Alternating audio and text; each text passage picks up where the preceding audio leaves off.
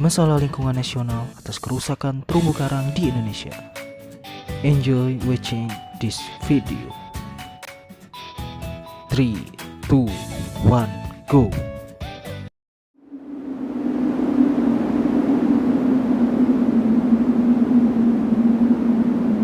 Kini merupakan saat yang kritis bagi terumbu karang karena mereka telah berada di ujung kelangsungan hidupnya. Pemanasan global mengancam terumbu karang yang sudah rapuh akibat gangguan lokal seperti pemancingan ikan berlebihan dan polusi. Maka dari itu, yuk kita membahas lebih lanjut mengenai masalah terumbu karang yang ada di Indonesia. Check it out.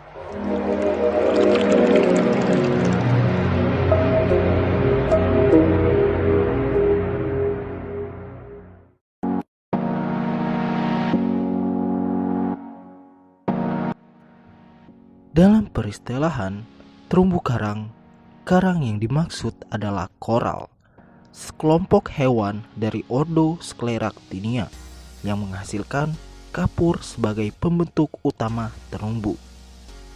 Terumbu adalah batuan sedimen kapur di laut, yang juga meliputi karang hidup dan karang mati yang menempel pada batuan kapur tersebut.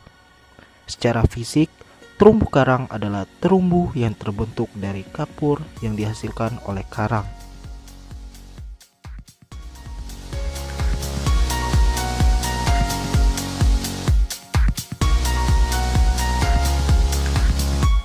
Mengapa kita wajib melindungi terumbu karang?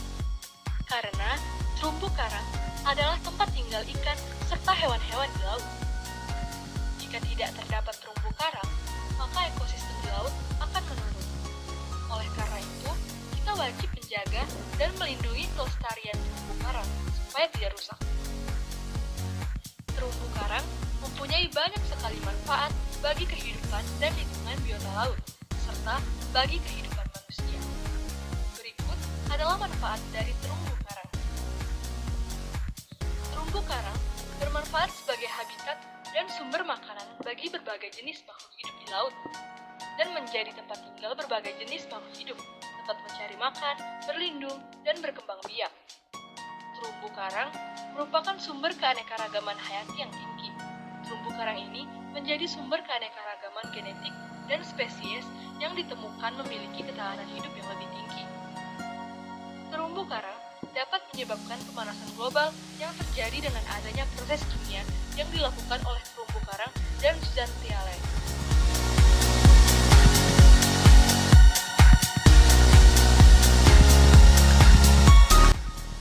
Indonesia memang kaya akan keanekaragaman hayati, termasuk di laut, karena Indonesia termasuk negara kepulauan.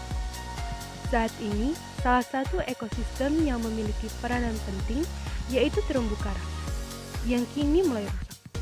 Hal ini disebabkan oleh beberapa faktor. 1. Aliran air tawar. Aliran air tawar yang terus-menerus dapat membunuh karang. Air tawar tersebut dapat berasal dari pipa pembuangan, pipa air hujan, ataupun limbah pabrik yang tidak seharusnya mengalir ke wilayah terumbu karang. 2. Berbagai jenis limbah dan sampah. Bahan pencemaran bisa berasal dari berbagai sumber. Di antaranya adalah limbah pertanian, perkotaan, pabrik, pertambangan, dan perminyakan. 3. Cara tangkap yang rusak dapat dikategorikan illegal fishing. 4. Penambangan karang berpotensi menghancurkan ribuan meter persegi terumbu dan mengubah terumbu menjadi gurun pasir bawah air. Dan yang terakhir, penambatan jangkar. Jangkar yang dijatuhkan dan ditarik di antara karang maupun hempas rantainya yang sangat merusak koloni karang.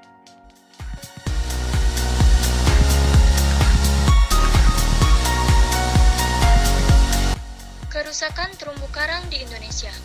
Pertama, berdasarkan data penelitian yang dilakukan pada tahun 2007, diketahui bahwa di Pulau Panambungan secara umum terumbu karang berada dalam kondisi rusak.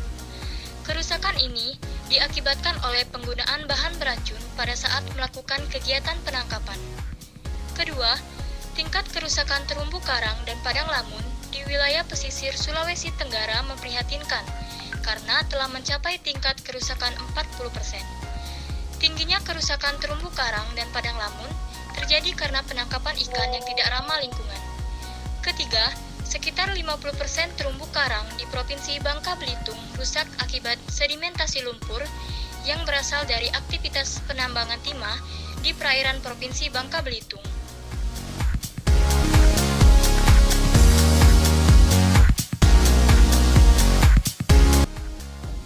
Pertama, hilangnya tempat berkembang biak ikan. Ikan di laut dan hewan lainnya seperti penyu, kerang, cumi-cumi, bintang laut, dan teripang memanfaatkan terumbu karang sebagai tempat bertelur dan berkembang biak bagi hewan yang baru menetas. Terumbu karang memiliki banyak ruang di mana ikan dan hewan kecil lainnya bisa bersembunyi dari mangsa, sehingga tempat ini adalah tempat ideal berkembang biak bagi binatang laut. Bila tidak ada terumbu karang, maka hewan laut tidak memiliki tempat berkembang biak, sehingga dapat terancam kelestariannya. Kedua, berkurangnya jumlah ikan yang dapat ditangkap nelayan. Karena berkurangnya ikan, maka nelayan akan berkurang pula pendapatannya. Bila berlanjut, kondisi ini akan menyebabkan kemiskinan bagi para nelayan.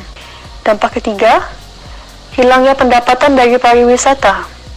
Terumbu karang seperti di Bunaken, Derawan, dan Raja Ampat adalah tempat wisata yang terkenal dan banyak dikunjungi. Kegiatan wisata ini memberi sumber pendapatan bagi warga sekitar terumbu karang.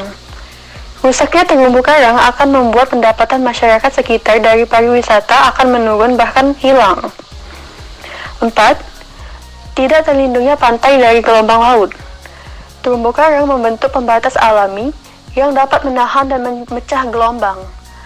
Ini bermanfaat saat terjadi hurikan, topan, ataupun tsunami. Gelombang besar akan terpecah sebelum mencapai pantai, sehingga mengurangi dampak bencana yang terjadi.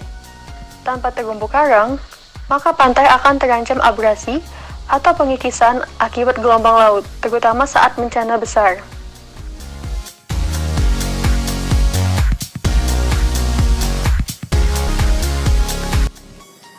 Adapun upaya yang dilakukan untuk menanggulangi kerusakan terumbu karang di Indonesia yaitu yang pertama, meningkatkan kesadaran dan pengetahuan masyarakat terutama nelayan mengenai ilegal. Contohnya, melakukan penyuluhan ke wilayah nelayan. Yang kedua, penanganan nyata untuk memperbaiki ekosistem terumbu karang oleh lembaga pemerintah yaitu membudidayakan terumbu karang dengan pemasangan terumbu karang buatan atau disebut juga dengan artificial reef yang diprakarsai oleh Departemen Kelautan Perikanan dan mencegah adanya penangkapan ikan dengan cara merusak. Dan yang terakhir adalah upaya dalam jangka waktu panjang yaitu COREMAP atau Coral Reef Rehabilitation and Management Program atau program rehabilitasi dan pengolahan terumbu karang yang bertujuan untuk melindungi serta menjaga kelestarian terumbu karang serta ekosistem terkait di Indonesia.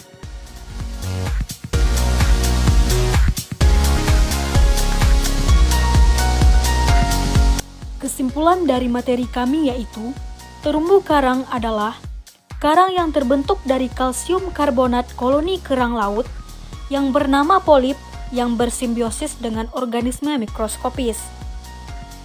Manfaat terumbu karang antara lain, yang pertama sebagai pelindung ekosistem pantai, yang kedua rumah bagi banyak jenis makhluk hidup, yang ketiga sumber obat-obatan, dan yang keempat ialah sebagai objek wisata.